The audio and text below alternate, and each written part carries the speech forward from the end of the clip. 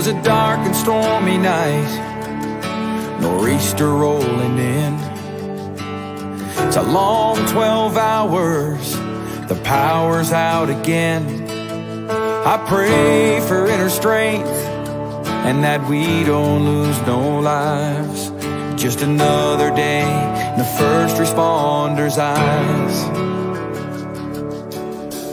Half a cup of coffee's gone, the first run comes in. A car slid off the road, there's a family trapped within. My heart beats like a hammer, I can barely catch my breath. I'm thinking the worst and hoping for the best. Yeah, we ain't superheroes, we're just ordinary people trying to make a difference, and the first on every scene. It's a heavy, heavy burden to carry all this burden when you can't unsee the things you've seen. It keeps going on. When those sirens are gone.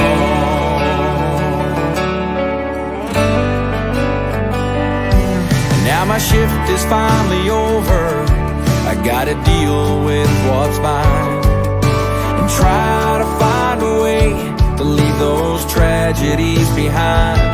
So I hug my 2 children, I kiss on my wife. Just another day in the first responder's life. Yeah, we ain't superheroes, we're just ordinary people trying to make a difference, and the first on every scene. It's a heavy, heavy burden to carry all this burden when you can't unsee the things you've seen. It keeps going on. When those sirens are gone.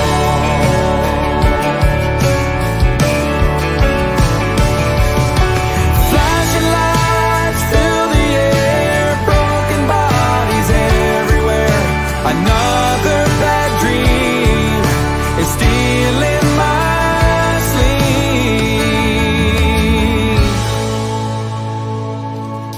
'Cause we ain't superheroes, we're just ordinary people trying to make a difference, and the first on every scene. And it's a heavy, heavy burden to carry all this hurting when you can't unsee the things you've seen. It keeps going on. When those sirens are gone, it keeps going on.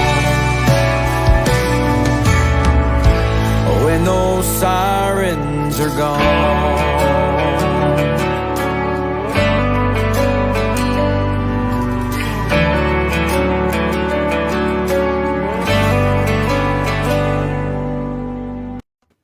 Hey, welcome to the award-winning Mad Radio Show with John and Sam. How you doing, Sam? Good there. Did you almost forget your name? Hi, man. I almost did. It's just, it's so much. It's just been a wild, crazy week, and then going from one show to this, and you kind of you forget who you are sometimes.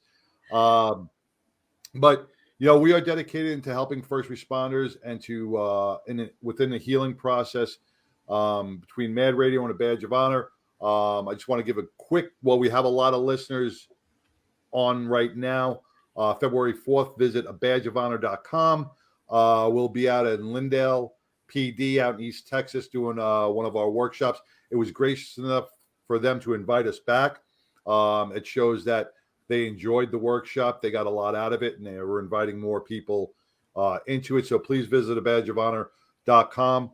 and find out how you can register and get some T-Code credits and maybe walk away with some more tools in your toolbox in the healing process. So, Sam, man, it's been a great week, and I want to say happy anniversary while we're live to you and Steve.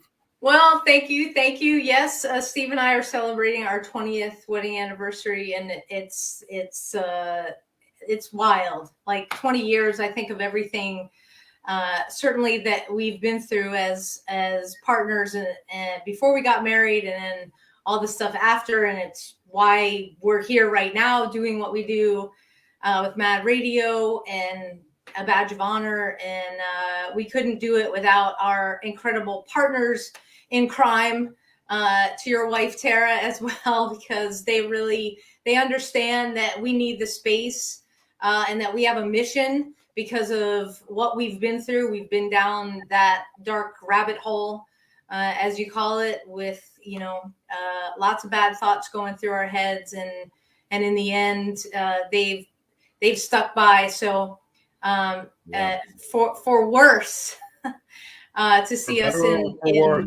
the for worse, seeing us the way we are,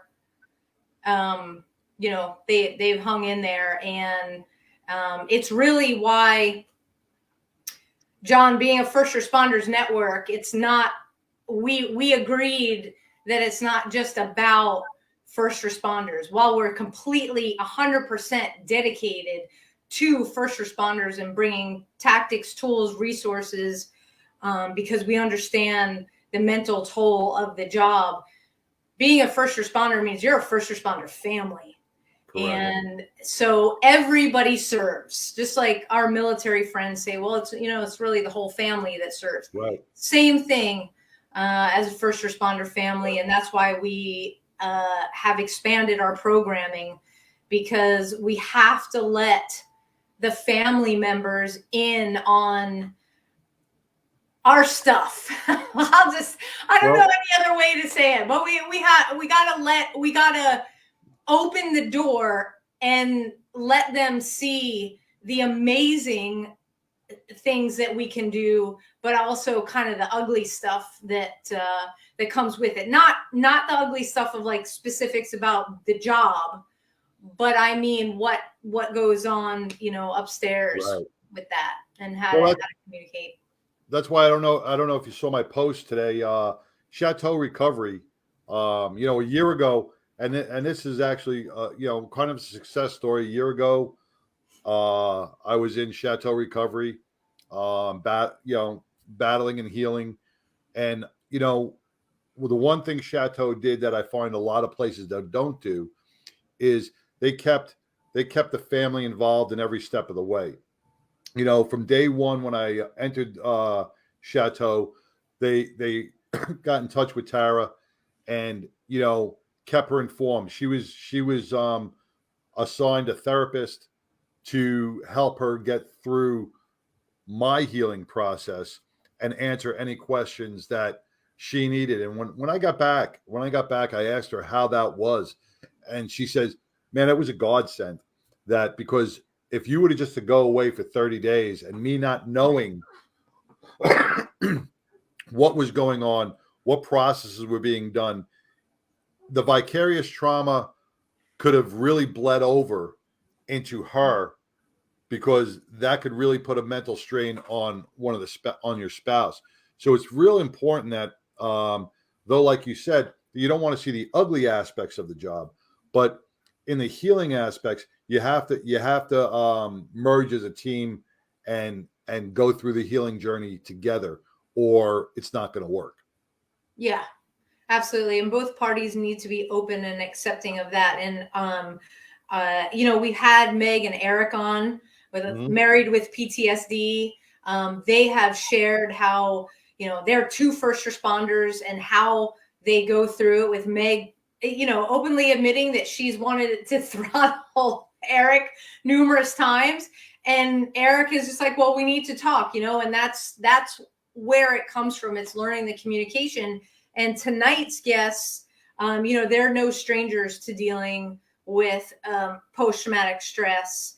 I've known Todd for a while now. We've done some other things. This is my first time really getting an intro to his wonderful wife, Lisa. And we're going to go in depth of what it was like I said, the what it was like living with Todd after retirement and understanding post-traumatic stress, how she dealt with it. They have kids.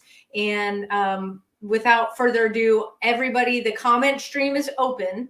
So comments, questions, you can start now, because Todd spent 32 years of his life in law enforcement as a local officer and as a federal agent.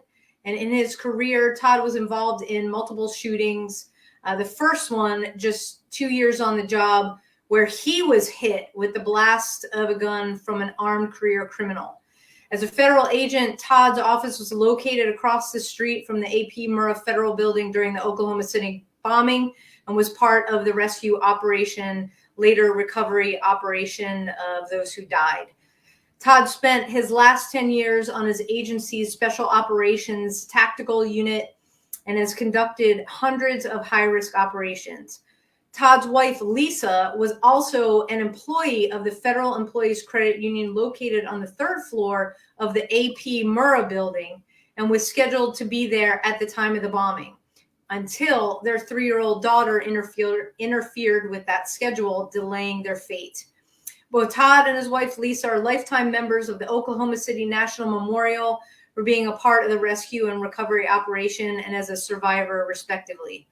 Todd has been personally involved in a number of critical incidents, from shootings, high-risk operations, rescue operations, and efforts following Hurricane Andrew and Hurricane Michael, as well as being part of the rescue and recovery operation following the Oklahoma City bombing. Todd has lived through those and other traumatic events, suffering from post-traumatic stress injury and not knowing how to deal with that stress until after retiring and attending a chaplain's training course. Since that time, Todd has been ordained as a minister and is the pastor of a church in Northwest Florida. Lisa spends much of her time studying the effects of stress in relation to marriage and writing in a blog and doing other kinds of personal writings about her experiences.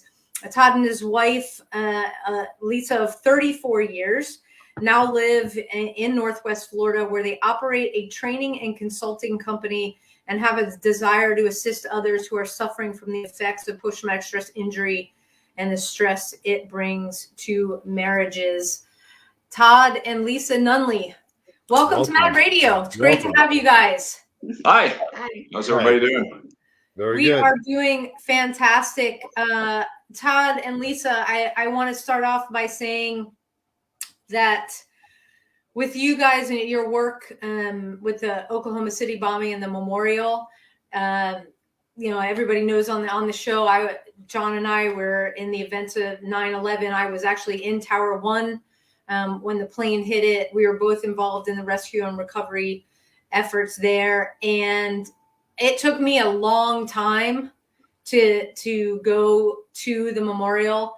Oklahoma City, we lost our Secret Service office was also in the Murrah building. We lost a number of agents in that. And it was just, for me, even though it was completely separated by lots of distance, it was just returning to the scene of another horrific crime. And when I finally went, I went twice, first by myself and then with my family. It is one of not only the most peaceful memorials that I've been to, but it really brings you into the heart of the people of Oklahoma, of the people who served, of the people who lost their lives, especially the tribute to the kids with all the little chairs. That one really, really gets you. And I will say it was also the scene of a triggering event for me because when I was there with my family, you go through a tour. I didn't do that the first time. And they don't tell you like exactly what's going to happen on this tour. So we go in and you're watching like a press conference or doing something. I can't remember exactly. And then it's the bomb going off. So I'm inside this thing and the bomb goes off and, you know, the auditory, the visual. And I was like, of course I yell, holy shit. Everybody's looking at me like, what the hell? Steve knew immediately. Uh-oh, this Yeah. isn't so good. You know, are you okay? Yes, yes. And then as soon as I told everybody why I reacted the way that I was like, oh gosh. I said, yeah, you might want to put a little disclaimer because you never know, you know, who's gonna walk in there. So after about 10 minutes, I was totally fine. Thank you to my therapist. And yeah. So that was my, I was glad I did the first by myself and didn't do that. So I had an opportunity and it is just, yeah. Well, I'm glad you cursed because he's ordained minister, and I'm glad you were the first one to curse. So you know what, John? He served in law enforcement, so I mean, it's not like just because you become an ordained minister, it goes away. I tell everybody, those who knew me then don't know me now, and those who don't know me or know me now, thank God you didn't know me back then. So, you know, I am not perfect.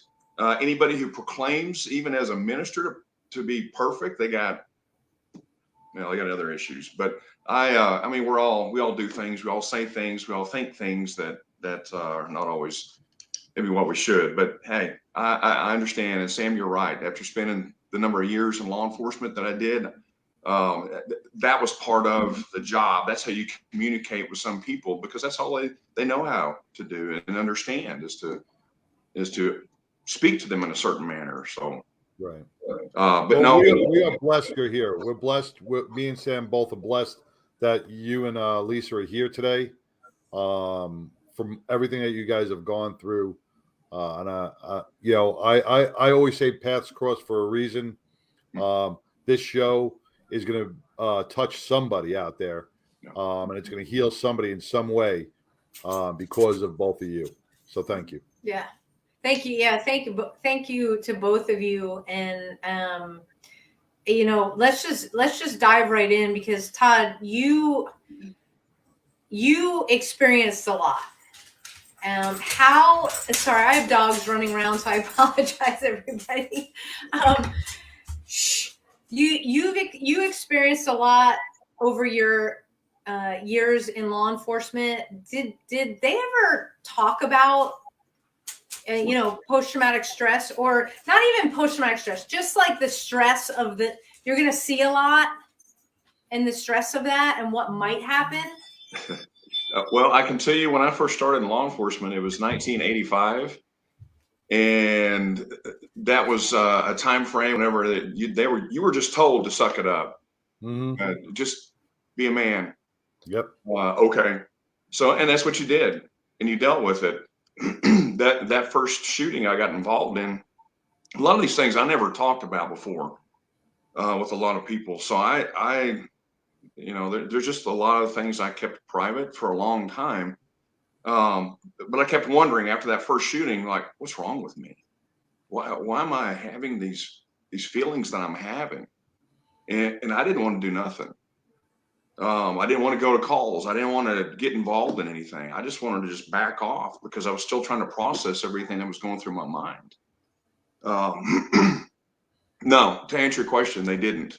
The first time that I recall being told about post-traumatic stress disorder at the time, and now we understand it to be more of an injury. It's not a disorder. Was right after, I would say not long after the bombing in Oklahoma City. I think the way that it was gone about after that was probably, or could have been done a little bit differently, because we were forced to speak to somebody. And I think that was just because it was new to law enforcement. More of a critical type of thing. Yes. Yes. And so we were forced to talk about it. It's like, I don't want to talk about it. We've got stuff to do. We've got a mission to do, because there's still bodies that still have to be recovered out there. So I don't want to sit here and talk about this right now. So that was the first time that I can remember ever being talked about or told about anything to deal with, stress of the job. Hey, Todd, quick question, and I usually ask couples this. Were you and Lisa married while you were on the job? Of the day of the bombing, you guys were married at that point? Yes, yeah, we've been married now for 34 years. We celebrated our 34th year in December. Thank God, because there were many times throughout those 34 years that we had questions in our own mind, wondering if we were even going to make it this long. So now, were you married 34, and how many years were you on the job? 34? I was on the job 32. 32. So you were married 2 years prior to law enforcement? No. After. Actually, yeah. Oh, after. Yeah. After. Oh, okay. We were actually just engaged during the event of his first shooting. That night before that call, he came to the cafe where I was with my dad to meet my dad for the first time, and to let him know that we were planning on getting married. And that was the night of the shooting, his first shooting. He was trying to get out of it. I wondered the same thing. And what was your reaction, your response, Lisa, to that? I mean, here you just saw your dad, you told him your plans, he goes out, is doing the job that he does, and then it's like, whoa. It's interesting because one of the first questions that Todd asked me when he proposed was if I thought that I could handle his job. And I thought, well, of course I can. I love you. I love what you do, and I respect it. After the night of that event of his first shooting, I questioned in my mind, is this what I really want? Am I going to become a widow early on in our marriage? But then immediately after, my thought was, yes, this is what I want. I love him, and I love what he does. I respect what he does. But it did have an effect on me longer range than I anticipated, because not long after that, he accepted a job at another department in Texas, in Carrollton, Texas. And that's where we moved to when we first married. And at that time, there were many officer-involved shootings where a lot of officers died. I think within just a matter of a couple of months, there were 6 officers who were killed in the line of duty after we first moved there. And I kept having flashbacks to his event, and it scared me. And it had such an effect on us that I persuaded him to move back to Oklahoma after 6 months? Yeah. There, because I was so afraid of him being killed in the line of duty there. So let me ask you something. We touch on this a lot, and we're trying to change the percept. We're trying to change some of the narrative. When you got into your shooting, Todd, what year was it? Like 87, 88? It's October 17th, 1987. So you were back when all right, just go see the shrink for a day, then you're back out on patrol. Not even that. You just suck it up. Yeah, suck it up. When I got in my shooting in 93, and now hindsight, thinking back and talking to a lot of spouses, was anything done for you, Lisa, the night he got into the shooting or post shooting for you to understand the effects it was going to have on him? absolutely not. None. Yeah, that's something that we really have to focus on, because a lot of spouses do not know that what effects, and like you said, if you're not coming from a law enforcement background or a law enforcement family, you don't know what changes you may see, what red flags to look for, anger issues, not eating, withdrawal, not sleeping. So, it is imperative that departments out there take note that when an officer does get into a shooting or gets into a violent assault or is affected or injured somehow on the job, we have to send a family peer support to explain to the family, this is what you may see coming down the road. And if you do see it, please contact us and we'll come and we'll sit and talk. Because this is where I think the disconnect lies in a lot of families of first responders, is that they don't know how to react. They don't know what to ask, how to ask it, or they don't know how to approach the subject if they see a change in their spouse because of a violent act. Absolutely. And go ahead, Lisa. I think the other side of that issue is the lack of ability to provide that support for the spouse, to understand what the spouse is going for, that is a first responder, and those signs and symptoms to look for. But it's also, I don't think there's an understanding in the secondary traumatic incident that the spouse goes through and the family goes through as well, that experience some of those same symptoms, maybe in a different way, but it's affected the whole family unit and caused injury there. So without a doubt, when when we talk about trauma, sometimes when a spouse gets pregnant, right, and they're having back pain, right, the man will get those back pains or feel the sympathetic pains, right? Trauma is no different. We believe, even though we're not actually bleeding, we're bleeding trauma onto our family and our spouses, and it cannot not affect them. Absolutely.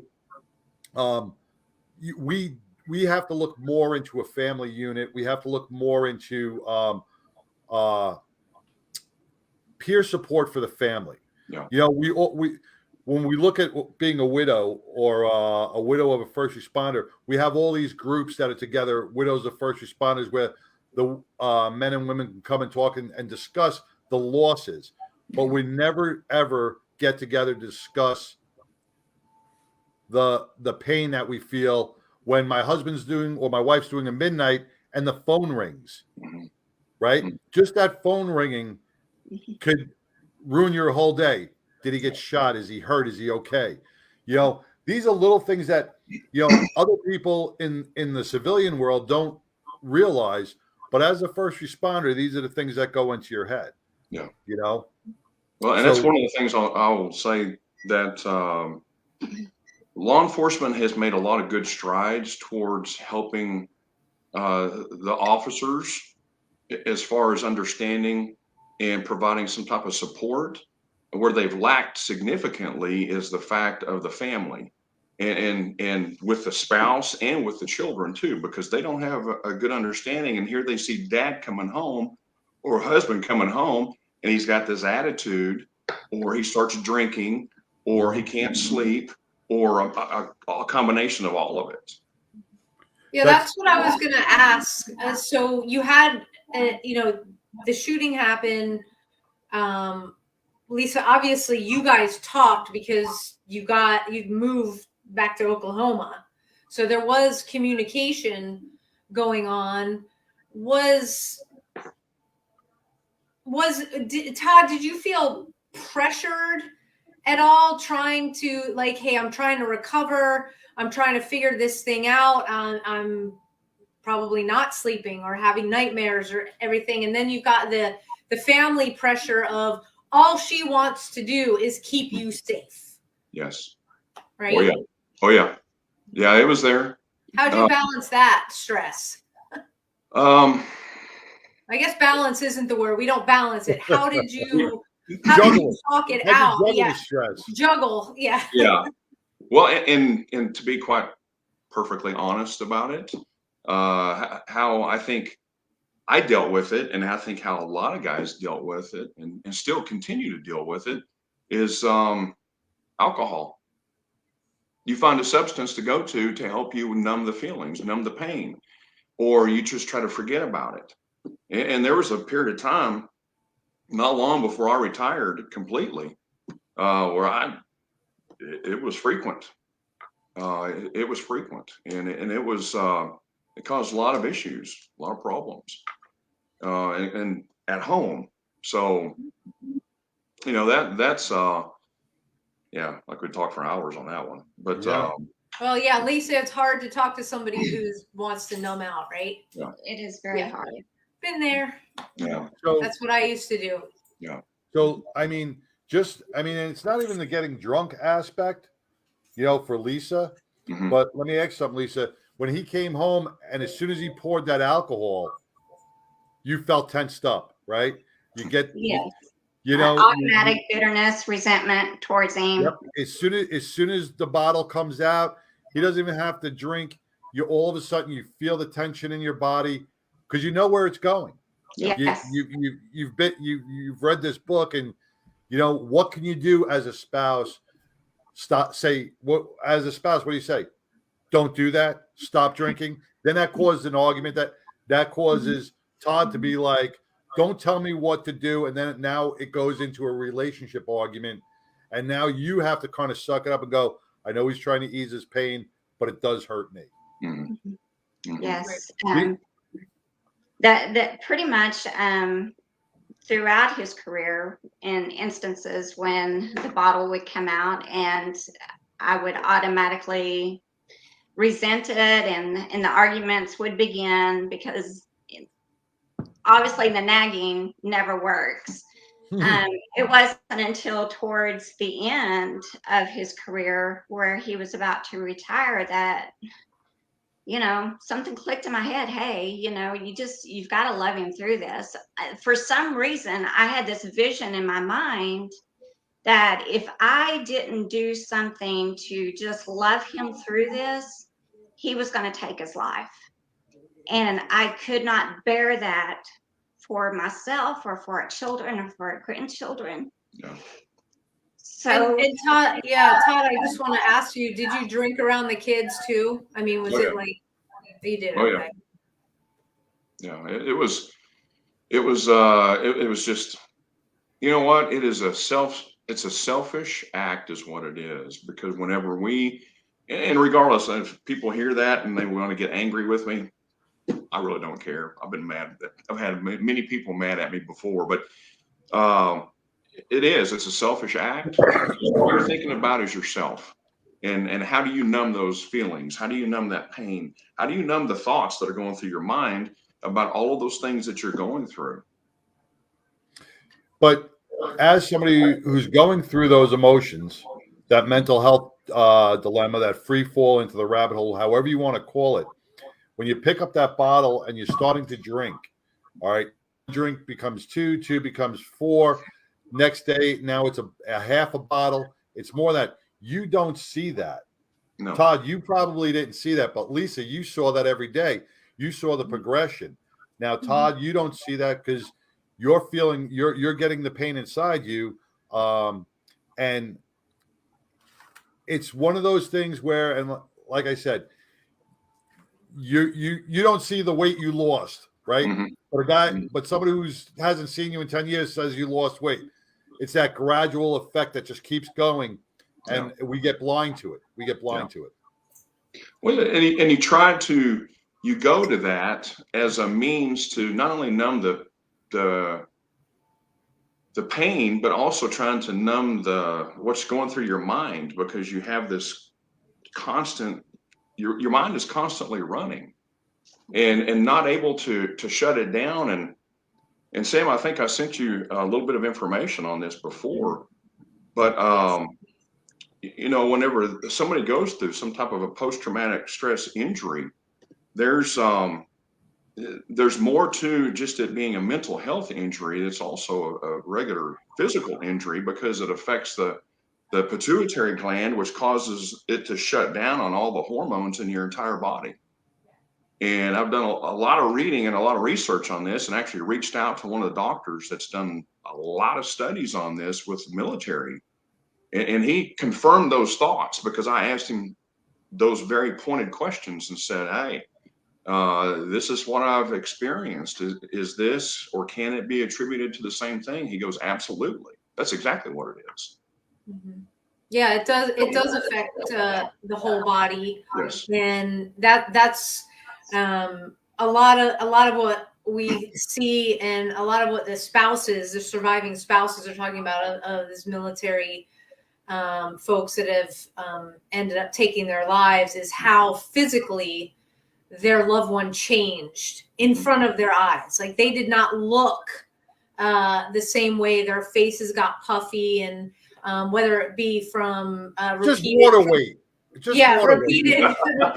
Well, yeah, it is repeated concussive blasts where you've got your brain that actually goes through this change, and it does force more fluid into different areas of the body where it's like you don't look like yourself anymore. And I've heard it a couple of times, and I'm glad they're going in to this research because, you know, we always talk about, well, there's always signs, you know, in law enforcement and, you know, for even in non-law enforcement, there with the school shootings, let's just say, okay, we didn't see this coming, but that's what everybody says first, right?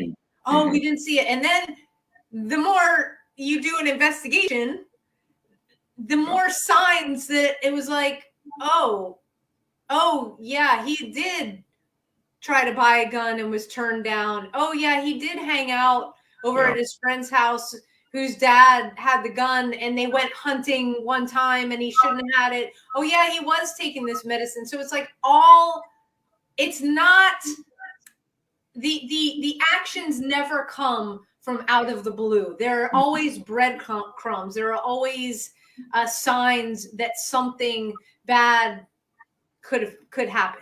Absolutely. And it just, nobody spoke up. And I think it's the same thing sometimes with post-traumatic stress injury. Lisa, you decided that you needed to love him through all of this. How do you explain that for everybody listening? Like, what went through your mind watching your husband, you know, drink himself to sleep or numb himself out every night, which means he's not talking to you. You know exactly what's going on. You can't really have a conversation. And who are you talking to like rationalize in your mind, like, oh, I just have to love him, when, I mean, let's be honest, you know, you probably wanted to throttle him. Sorry, Todd, I'm just going to say. Well, she did want to. I can promise you she wanted to. Like, you want to shake him, like, what is wrong with you? Do you not see what you're doing to this family? Yes, that was my reaction many times before he had retired. I tried to warn him many times of what the actions were doing. But you know, it didn't go anywhere. And after retirement, he felt like he lost his whole life identity. And I expected that to come because I had been married to him all but 2 years of his career. And so we have gone through a lot of things, and I fully expected that. I was completely excited about his retirement, but at the same time, I was very cautious and looking for those warning signs. And I think that is what a wife needs to do, is to research what those warning signs are, because there are many of them. He would become withdrawn, and he took a job immediately after retirement, and he threw himself into that. And then he would come home and he would drink, and on the weekends it would be all nothing but drinking and parties, and many times he would collapse from drinking himself almost to death on the floor after everybody's left our home, and I'm the one having to deal with him and trying to get him into bed. And there were times that I would have to lean down and just listen to see if his heart was still beating, because that's how much he drank, and he just had no clue. And he oftentimes when it got to that point, he would also become very it was like a lot of emotion that he had stuffed down inside of him would just come out like a volcano. It would erupt, and I would be the target. And the way I would love him through that, love is an action. It's not a feeling, it's an action. And the way you express that love is by not being offended at things that are coming at you. Know that it's not directed towards you, even though it seems like it is. And just letting him know it's okay. I'm here for you and I'm not going anywhere. And we're going to get through this together. And Sam, you asked who I would talk to in times like that. I would literally sit over him trying to listen to see if he was still breathing. And I would talk to the Lord and just ask him to help me, give me the grace to get through it, to give me what I needed, the strength and the courage. And he did.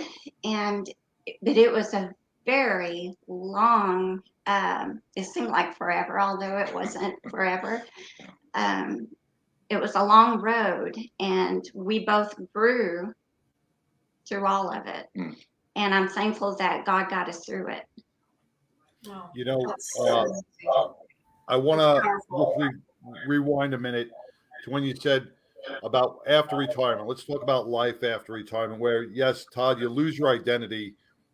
And especially after all those years, you know, you feel, so you jump right back into the workforce, no matter what it is. And you dig right in to stay out of your own mind. When you retire, I know when I retired, I'm sure, Sam, when you retired as well, you go through those retirement plans, right? You go see people. How's your 401k? This is going to be your retirement medical insurance. These are the plans you should take, A, B, C, and D, right? Once again, they never bring in the family and say, okay, you shouldn't have to do the research. Lisa shouldn't have to get on Google and go, hey, what are the signs and symptoms of my husband's mental breakdown? You should not. That's not something. I mean, thank God you had the strength and you had faith that brought you to that. But there are so many that don't have the resources or don't have the skills or don't know how to do that. Another thing our police departments and our law enforcement should do is bring in the family. When he retires or she retires, expect this for the first 6 months. Expect this going forward. This is how you should deal with it. This is how you can deal with it. These are tactics you can use. You can go on family trips. You can go on family vacations. There's a way to heal. We have so many officers who are taking their lives on duty. Yep. There is probably just as many unreported off-duty law enforcement that we don't hear about that are taking their lives because we are not providing aftercare for guys who spent 35 years, 20 years building up all this trauma. So we got to look to keep that family unit together. We got to look at the mental health of the kids. Huge thing that we always forget is the children. Yep. So these are things that have to be implemented nationwide. They can't just go from department to department. They have to be implemented nationwide, and they have to be adhered to. And that's how we will start to save lives and start to bring families. 50%.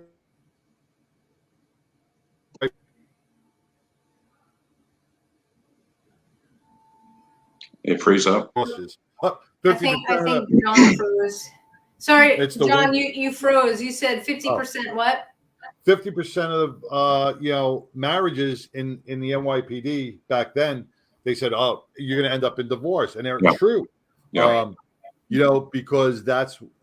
nobody knew how to deal with it. Nobody knew how to because we didn't deal with post-traumatic stress. We dealt with critical incidents. If there was a big incident, we didn't. Oh, you did CPR on a baby? You'll be all right. Suck it up. Go to the robbery. Just the trauma keeps building up. Family trauma keeps building up. Children trauma keeps building up. And that was one of the points in I guess it was February of 2020. I went through a chaplain's course, and it was through that is how I met Sam. But going through that course, we just finished a block on law enforcement, and because there are many different blocks, you have the block on fire service and EMS personnel, military, and then we finished a block with law enforcement. And one of the instructors that was there had posed a question, or had asked, "Does anybody have any questions?" And of course, I can't keep my mouth shut. I raised my hand and I said, I don't really have a question. It's more of a comment.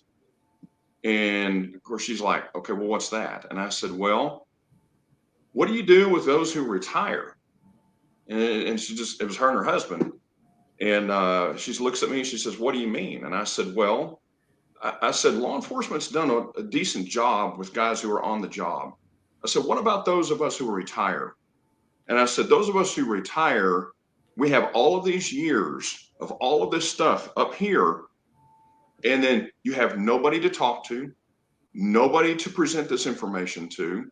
You're given, as I've told many people before, you're given a plaque, a pension, and a boot in the butt saying, 'Thank you for your time.' And that's it. So you have nobody to go to. Let's say people have, or officers have an issue with dealing with stuff that happened in the past. And I promise you, when you retire, because you have all this extra time on your hands, all this stuff comes back to the surface. It's coming back. So I asked that question, and she looked at me and her jaw hit the floor, and she says, "What do you mean?" And I said, "That's exactly what I mean." And of course, she's like, "I need to talk to you on a break." And it was on a break that I talked to her about this. And, from that, we tried to start something to help in that certain area, but it really hasn't gone anywhere because I can't find the interest of anybody to help with that. And it's pointed specifically towards those guys who are retired because, like I said, I've talked to many guys who have retired and they have all this stuff bottled up here, but they don't know what to do or who to talk to because there's no avenue there. They don't know how. Yeah. They don't know how to talk. Yeah. They don't know how to approach. They don't know how. And because because we've been conditioned, it was our culture, it was our way of 20 years. Hopefully this generation of law enforcement that's coming on now in 20, 30 years when they retire will not have the same problems as we did. Yeah. But a lot of the salty guys from the 80s and the 90s, we don't know how to talk. So when you turn around and say, "Hey, stress after retirement or post-traumatic stress after retirement, come, let's talk," guys like, "What bar are we meeting at?" Yeah. Or, "Hey," because we just have to keep on the mission that shows that the conversation, we have to make the conversation normal. We have to be able to make it as easy to speak about mental health as it is about the football game on Sunday. Yeah, but and I'll say this, a lot of your agencies out there don't offer any type of assistance to retirees. Right. I think NYPD does. Correct me if I'm wrong, but I think they don't. Well, Like I know. Like what kind? Well, any type of assistance to retirees to where if they need to go for peer support or employee assistance to talk to somebody or for counseling. They may now.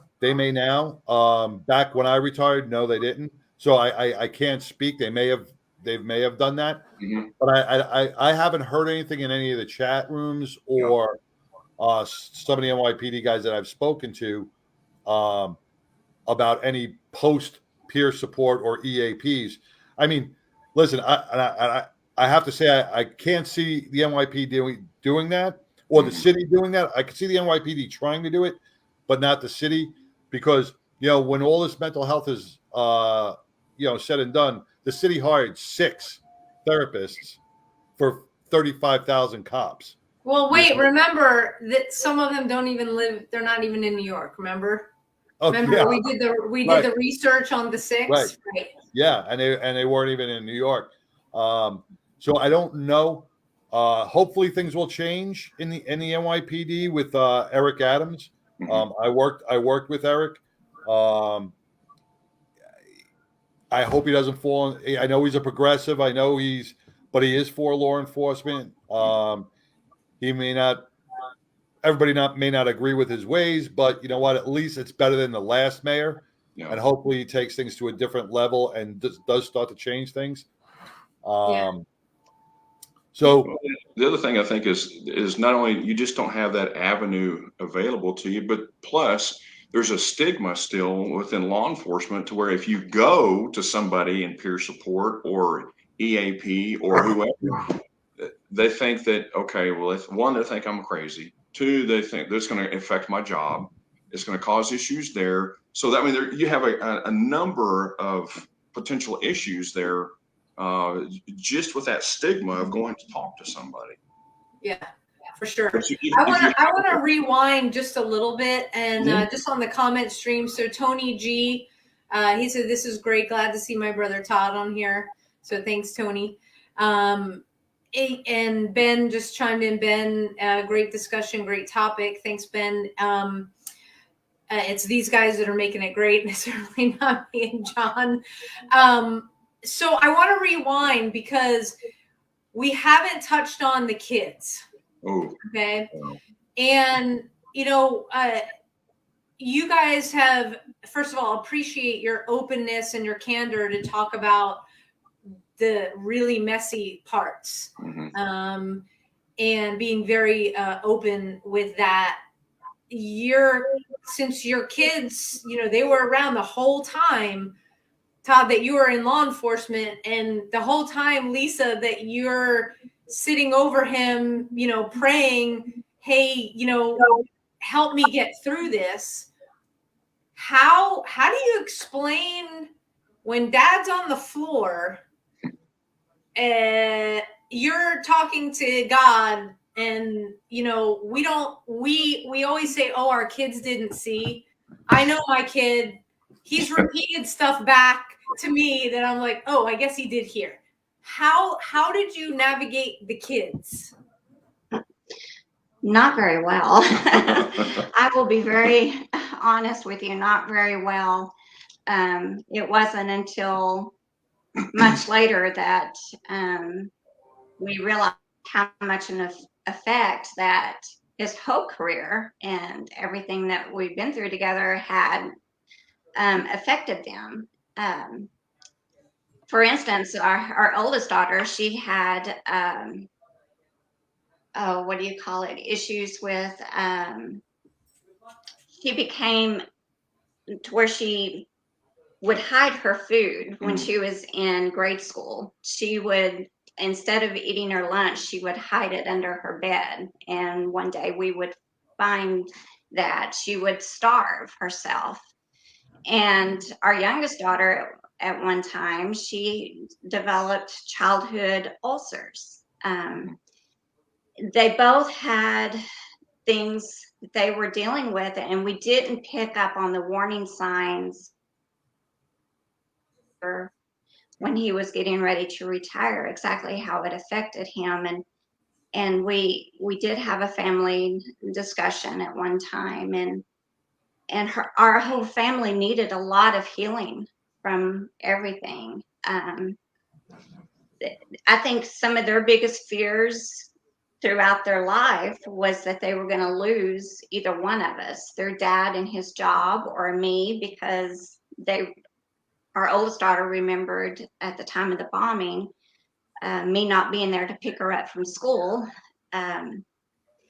And she always had this fear when I went back to work to help recover our credit union, that I would die, because so many did die. And they bottled all of this in, and they acted out in a lot of different ways that we really didn't identify until it came close to him retiring. And thankfully, we are a healed family now. Yeah. But at the time, they were really worried that it was going to destroy us as a family. You got to remember with children, and believe me, I'm no expert on kids. I have my own problems with my own kids. But I have a teenager, so that just speaks for itself. What? I said, and I have a teenager, so that just speaks for itself. That's right. But kids are sponges, and growing up, You know, even though we try to, oh, we'll talk in the kitchen, we're not going to talk in front of the children. You know, once again, we bleed what our emotions. Yes. And though it's not a real cut, children absorb that. Oh, They yeah. feel that tension. They see that stress. They see the worry. They see all of this, and they internalize it. So hiding food or acting out or cutting, these are all defense mechanisms that these children are, you know, when they say, you know, you're the daughter or son of a cop, those are the worst kids in the world, really. They really are, because they, even though we try to shield them and try to, we don't realize as parents how much they are really picking up on. Yeah. You know, they read it, they see the news, and especially nowadays with social media. God, I can't imagine the children today that have to deal with their parents being someone in law enforcement. Yeah. The bullying, the ridicule, the shunning, all that stuff through social media. And how do you talk to your parents about it when dad or mom are out there trying to save the world, and they go to school and they say, oh, your father's a cop or your mother's a cop, I hope they get killed. You know, what do you say to that? Kids are cruel. So there's a lot. That's why we really need programs in place for our first responders to be able to bring their families to and open up a dialogue and have a healthy conversation about what dad and mom do, what they may see, how they're feeling, and let them be able to approach mom and dad. You know, they may hide it. They may not know how. They're a child. They don't know how to approach. They don't have the mental capacity to come up and say, hey, dad, I saw on the news a cop got shot. How did that, you know, how do you approach that? How do you work with that? So we have to get the professional. And I saw. I think John froze again. Well, I think that amazing guy. Yeah, you know, he froze again, John. Oh, am I frozen now? No, now you're good. Now you're good. No, I would agree, John. I think the biggest thing is getting the family involved. The family has more or less been for years in law enforcement. It's kind of been put in the back burner. Never involved in anything. You just, well, I just got to do my job. Well, we have this attitude that, and then that's where I think some of the hostility comes in at home, because we think that the family is the enemy. And that's not the case. When that's our biggest support group, or should be our biggest support group right there. When we come home. It's the us against them mentality. Yes. Right? We as law enforcement, we know it's the us against them. And it's very, very hard to separate someone who's not wearing a uniform, be it a wife or a husband or a civilian. We look at them, we're being screamed at, we're being dehumanized on the street. And then as soon as we get home, take out the garbage. What? Don't tell me what. This is what we internalize, because we are giving orders 24/7. We are commanding a respect. We are commanding that law and order be set in place. So if a perp on the street turned around and said something to you or disobeyed an order, what do? We immediately, our shields go up and we become defensive. We do the same thing at home. We become defensive if we are told, you don't tell me what to do. And that's where we have to learn to draw that line, and we can't, because it's instilled in us. Yes. Well, and then, add, and Sam, from being a federal agent with the feds, I was with two different agencies, and in those two different agencies, I sat down one day and I was just curious. I'm the guy who wants to figure out why. So I sat down, and just from the paperwork, the documents, the certificates, all the stuff I had, I sat down and put pencil to paper, because I wanted to know how much time I was away from home. and I was away from home in 25 years with the federal government. I was away from home for 9 years. So of 9 years out of 25, that's a huge number. That and Sam, I'm sure you can attest to that too. I mean, there's some agencies where you spend a lot of time on the road, and depending on what you're assigned to as your duties, where you're just constantly on the road. Well, you're more than 9 years, because you just said you looked at all your certificates, all your training, all the time you were on duty, all the time you thought about work and being at work. 9 years, right? Right. Now thinking of all the times you sat on the couch at home, and you weren't at home. We're somewhere you were at else. Work. Absolutely. You were at work. Right? Absolutely. So double that number, because you spend just as much time at work, on duty, in uniform, as you do on the couch at home. Yeah. Because it's constant. It's Yes. constant revolving. We don't know how to separate it. Yeah. We're always on guard. Yeah. I think, and that's where we've had multiple discussions with other law enforcement and law enforcement couples, and in that it really is a transition plan. Mm-hmm. Whether you both are in, whether it's one person. When you come home, this is how we're going to work the transition. Yeah. And you're not throwing the, hey, get the garbage. You're welcoming the person home. Before they even get home, you know if they've had a good day or a bad day, because the communication is there. And it's almost like learning, when you get married, it's we almost take things for granted. It's like, well, we're married, of course we talk. But the first responder family, no. It's completely different talk. Yeah. It's not talking. Yeah. Okay. Because it's one person, wants to be heard. The other person wants to know how their day went. You have to leave out the gory details. You want to tell them that you're maybe not okay, but then you don't want to come off as if you're weak and you can't take care of the family, and it just yes. If we talked about all of that, and helped, like, we get to speak at recruit classes now, which is fantastic, to understand, hey, this is what you're going to see. Your family is actually a huge supporter of yours. Mm-hmm. Okay. You have to let them in. That doesn't mean spilling out all the gory details of your day, but you have to understand that by us being human, our nature of being curious is, hey, I saw that the liquor store in, where you guys patrol, there was an incident there, were you near that?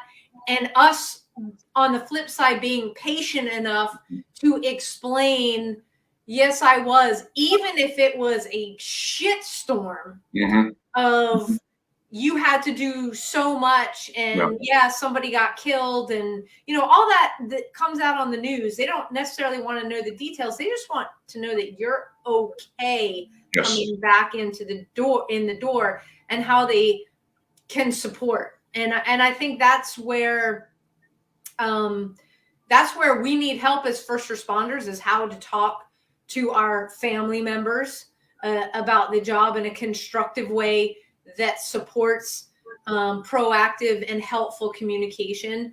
And then, on the flip side is, if we enter a therapy program of some sort, we've got to be able to have an understanding with, is like, hey, I don't want to leave my family out of this. Yeah. I will tell you from my therapy, first of all, it saved my life, because I was all the way down, right?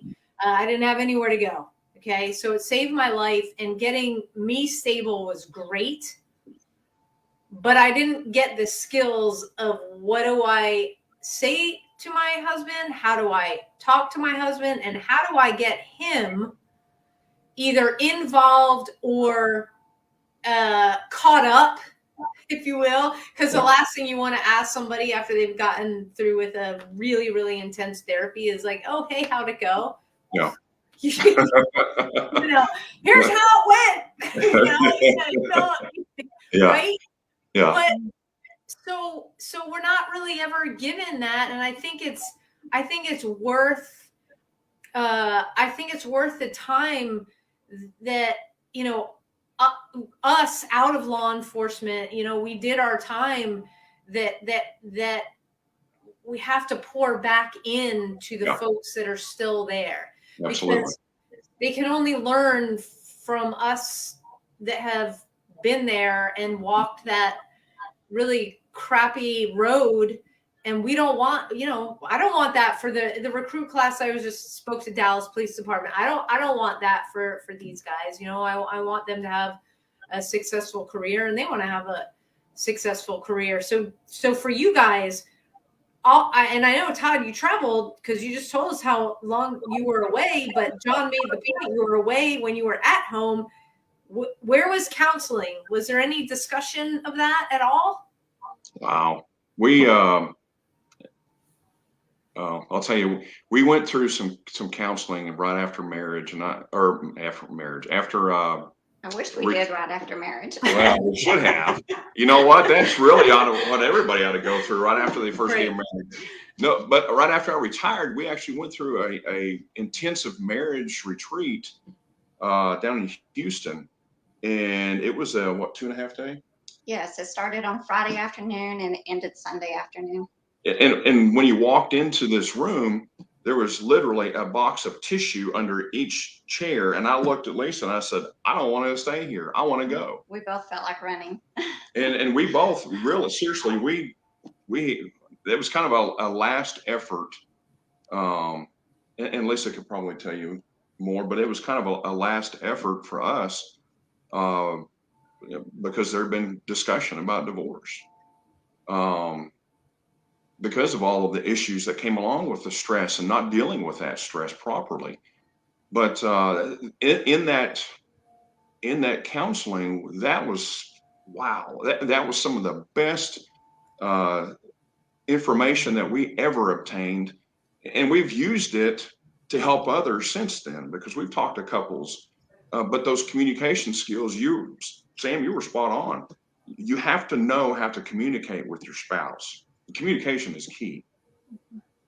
Communication is key, and it's listening to one another's hearts and validating what they are saying and what they're feeling, what they're experiencing, and not judging them. And just, you know, if there's an offense, let's say there were things that I did that hurt Todd, but I just kind of shrugged it off like, oh, well, or it didn't really mean anything to me, but it deeply hurt him.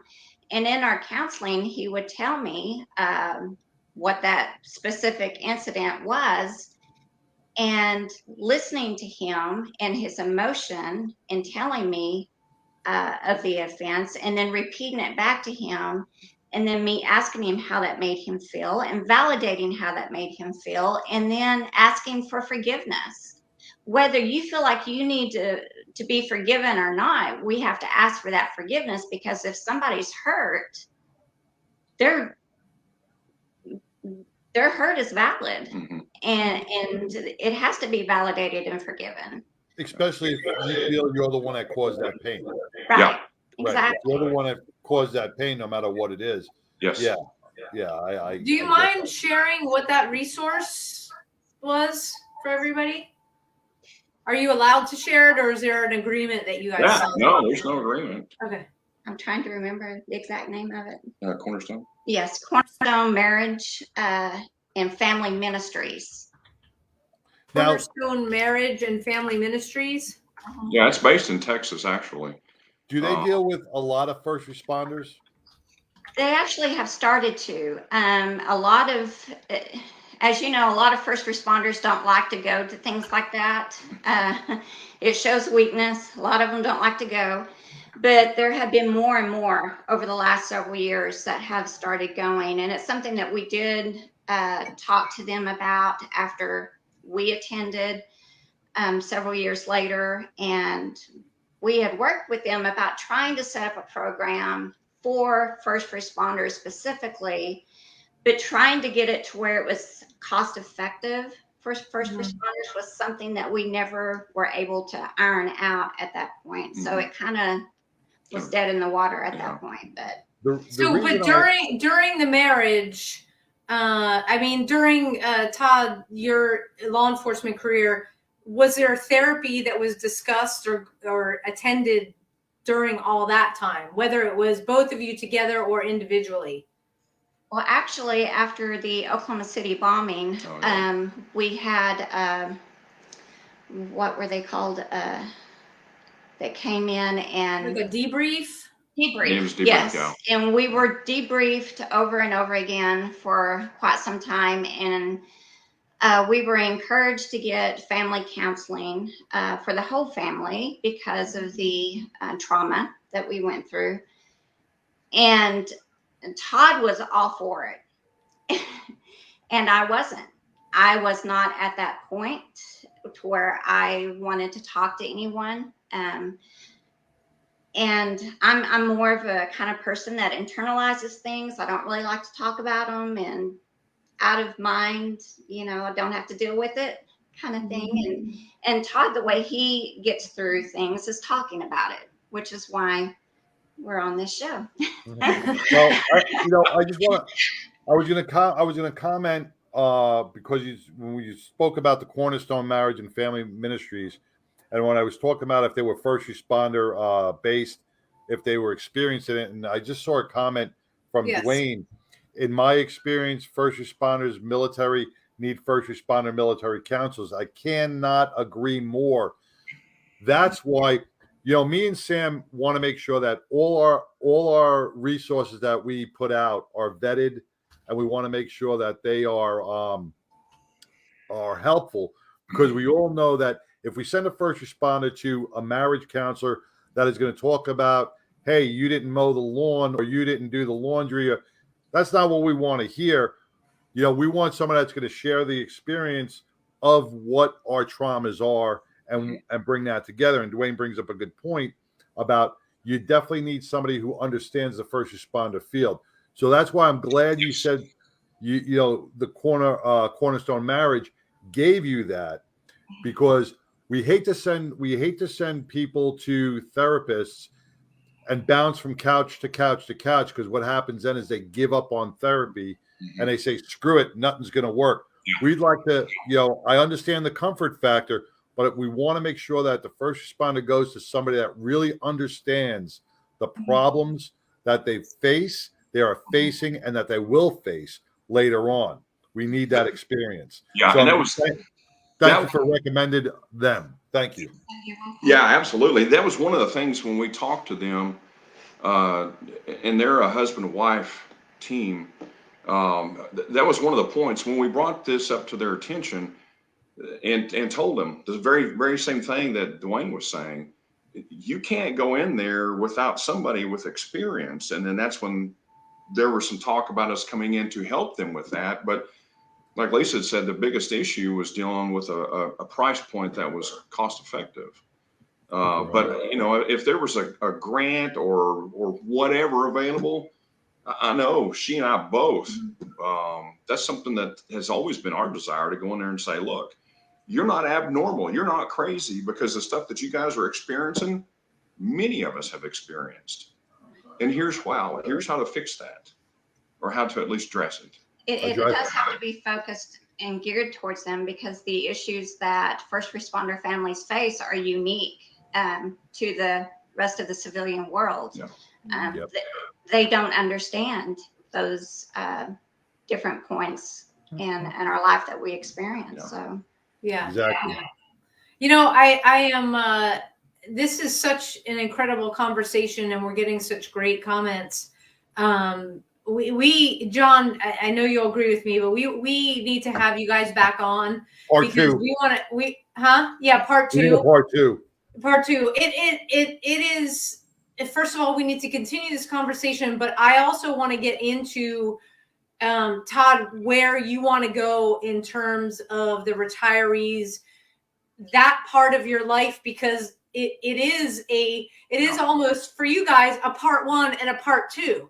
Here's Todd and Lisa during Todd's career, And here's Todd and Lisa after Todd's career, and you got the kids at all different ages in between. And so we need to do that, and we'll have you back on. So we're gonna leave our audience in a little bit of suspense in terms of continuing your incredible story and your journey. And I want to ask, it's a two-parter. First, Lisa, for spouses and family members that are listening tonight, what would be your message to them? Don't give up hope. One of the things that always helped me throughout Todd's career was always seeing him as a man that I fell in love with. That tends to get lost throughout the career because they become very hardened and cold and go through so many different things. But I always remembered who he was, and I knew that part was still always there. It was just hidden. And that's what you've got to hang on to and cling to that hope. And that what looks like to be final, what looks like to be terrible right now, it's just one chapter of the story. It's not the whole story. And you've got to be able to stand firm and love them through it in action without taking offense, without fighting with them, and just letting them know that you're there to support them and encourage them, because it's not the final chapter. The book is just starting to get written. So I like that. And Todd, what would you say to our first responders that are listening tonight, or retired first responders? Both. One, I would say those who are experiencing issues, they're not alone. They are not alone ever, because we have experienced those very same issues. And you think at the time that you're alone, but you're really not. We try to call, the law enforcement as a brotherhood. Well, then treat it like a brotherhood. Reach out to that person, that partner, that friend, or whoever that you worked with, and talk to them. Don't keep that stuff bottled up inside, because if you don't deal with it, then at some point you're going to deal with it. And it's a matter of how you deal with it, whether it's through some type of a substance abuse, like mine was alcohol. Again, people know me, I'm very transparent. And I'll tell you exactly what I think. There's some people don't like what I have to think, but I'll tell them. Be honest with yourself. Be honest with yourself, and don't shut everybody out. There are people who actually do care and love you. And, instead of being a hardcore thump your chest, look at me, I'm this big, bad, tough guy. What were you before you started law enforcement? You guys just described a book that I read while I was at the Chateau, and Ben sparked it, and you guys just solidified it. It's called The Knight in Rusty Armor. I have not read that. I'll have to look for it. It's The Knight in Rusty Armor. Look at that book, and it talks about. I'm gonna put Knight as in KnighthT. It's The Knight in Rusty Armor. Right? Is Knight Night or KN? KNIGHT. This book tells about the hardened shell, your armor, and how you go through the journey, and it becomes rusted. But once you start removing it, and I'm not going to give away the whole book and it's a short read. It's not a long read. It's a short read.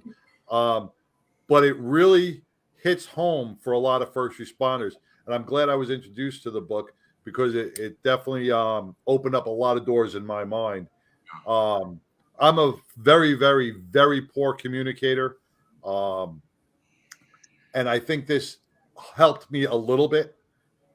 May help people more, but it helped me a little bit to communicate. So The Knight in Rusty Armor, great book, great read for every first responder, for every couple to take a look at. definitely be So looking. before we let you guys go, Todd and Lisa, how do people reach out to you? Because I'm sure, there's going to be people that don't want to wait till part 2 and they just have questions and they need to reach out to you and maybe pick your brains a little bit about where they are in their marriage. Well, for me, my website is lisanunley.com, and there's a comment section where one can send an email through that website to me and to us. We both read through them and discuss them and return emails. Yeah, and I've got we've got our own company, and I'm one of those guys who has like 10 irons in the fire, who's got a number of things that keeps things going, and part of that's probably to keep this thing going where you're not idle. But we've got our own company also that does training and consulting work, and it's Viking Consultant Group. Email there is tnunley@Viking Consultant Group. All of it spelled out. So we've got a website with that. Again, we've done a number of trainings for different agencies, local, state, federal agencies, and do some consulting work also. So. And his phone number is listed on the website. Yeah, and the number's on there too. The number's on the website. And I don't mind giving it out too. My number's, it's a Dallas number. It's a 214-415-2810. So. Sam is getting that into the comment section. Okay. Yeah. Yes, I can't type and talk at the same time. So of course I said an error occurred. Wait a moment, then try again. But so anybody who wants to reach out, you guys have Lisa and Todd's information. Please reach out to them with any questions. Look, ask for help. We all come to this with our different backgrounds, with our different stories. The trauma may be different, but the stuff that we go through up here, 99% of the time is exactly the same. So reach out, and thank you guys so much for being with us. And we will schedule a part 2, so I will be in touch to do that. Looking forward to it. All right. Yes. Thank you guys very much. All right. Thank you guys. Thanks Have a great Take one. care. Bye-bye. Bye. Okay. Wow. I hate to say this, but I think our couples programs are just seeing both sides of it. It is definitely eye-opening. And it allows it allows me to understand, and I know, John, for you, same thing, the other side, right? Yep. Because we are, like this when we're going through our career, and we don't always see what our spouses go through, and it's amazing. They're an amazing couple, and just wish them all the best. And they're here to help, guys. So please don't be strangers to Lisa and Todd. Seek them out and introduce yourself and ask the tough questions that they will answer. Wow. We have got a jam-packed rest of this month. So, the 22nd is coming up here. It is Saturday. So walk the bridge, #walk the bridge. We will be out in Rockwall, walking the bridge 6. Please come out at 6, because we do a few things before we start our trek at 6:30. So this Saturday is the 22nd, 6 p.m. Walk the bridge. You can go to walkthebridge.org for additional information on that. John, you opened the show with our February 4th workshop out in Lindale, Texas. So if you are in and around East Texas, if you're within an hour's drive of there, come on out. 8 hours. We feed you all day. You get 8 hours of T-Cole credits. You have to be an active first responder. And we will have all day together tactics, tools, and strategies that absolutely work when the stress comes up. So we've got you covered there. So you don't have to take everything that you see, shove it down. Like, there's constructive things that you can do. And not leave your family out and stuff like that. So that is Friday, February 4th. And I promised you guys last show that we would be able to reveal a big announcement. And so I am going to do that right now. If you don't know the organization called Carry the Load, and it is carrytheload.org, their mission is to assist veterans, first responders, our nation's heroes in all the help that they would need. And what do I mean by all the help that they would need? I mean therapy programs. I mean adaptive training programs. I mean kayak fishing programs. I mean equine therapy programs, yoga programs, service dog programs, everything related to the first responder, to the veteran life, and the families as well. We have been chosen to be a national nonprofit partner. And what that means is we have a team on Carry the Load's website, and you have the opportunity to be a part of our team and help make a difference in the veteran and first responder community and for those family members. So what I'm going to do is I am going to go to carrytheload.org, okay, and register for our team. And our team is our name. So team is a badge of honor. Okay. You want to sign up to be a team member. They've got a great incentive for some swag that you can get a hold of right now. Join the mission, be a part of the mission with our team. Every dollar collected. Last year, Carry the Load, we did amazing things. I have been fundraising on my own year after year since 2015. That's how long I've been doing Carry the Load. It is just an honor and a privilege to be officially partnered with them and to be able to put together a badge of honor as a team and have everybody out there that's listening, all your friends who might not be listening, to come on the team. And you don't have to live in Dallas. You can go on the website and see all of the activities across the United States. They all culminate and meet in Dallas over Memorial Day weekend. It's called the Dallas Memorial March, which is that Sunday and Monday, Memorial Day, where we truly bring back the true meaning of Memorial Day together. And it is one of the most meaningful things that I have been a part of in my entire life. It really is an incredibly impactful weekend, meeting all of the nonprofit partners that we're all aligned in this one mission to make a difference for our first responder, veterans, community, and the families as well. So we'll be talking more about that. We'll be putting out posts about that, but go to carrytheload.org, join our team. Our team is a badge of honor. It's our company name.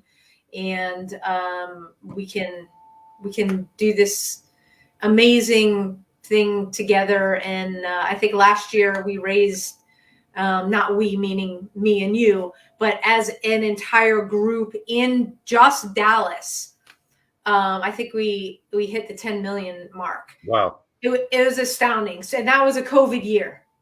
And we were together, 10,000 strong, and it was like crazy money, and it went to make such a huge difference in so much programming, and we're just going to continue doing that. So thank you, Carry the Load, everybody there for just the honor of a badge of honor, being able to be a part of your team and do awesome things. So.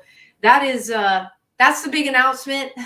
I had to hold it back because we've known for a bunch of months now. Haven't been able to reveal, but got the thumbs up today after. Good to get it off your chest. You know what? It's so exciting, and to have been on the call today with everybody and all of the partners. Like I said, to be in a space where we are all aligned to make a difference, to prevent suicide. Because it's not just the law enforcement community and our first responder community that's affected, it's the veteran community that's affected, but we all get it. Like I said, Right. We've all been through the trauma. We know how to heal this, and it's not one size fits all, and we all get to be recognized for our efforts, and it is awesome. So thank you guys so much for joining us tonight. To all of the troopers out there in Texas, down at the border, we continue to pray for you. Please just know that you have a community that is absolutely supporting you 100%. We know it is very difficult work, not only physically demanding, but very stressful. Hang in there. We got you. We're your safety net. If you're down there and you need help, you get home, you need help, visit abadgeofhonor.com.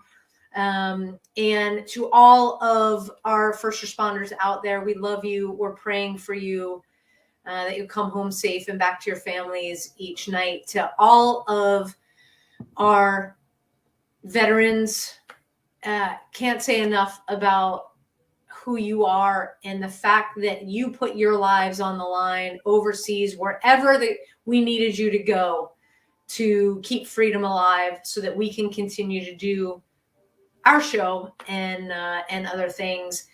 And to all of those on active duty, please be safe. And we are praying for you as well. Thank you for keeping us safe. And John, take us home.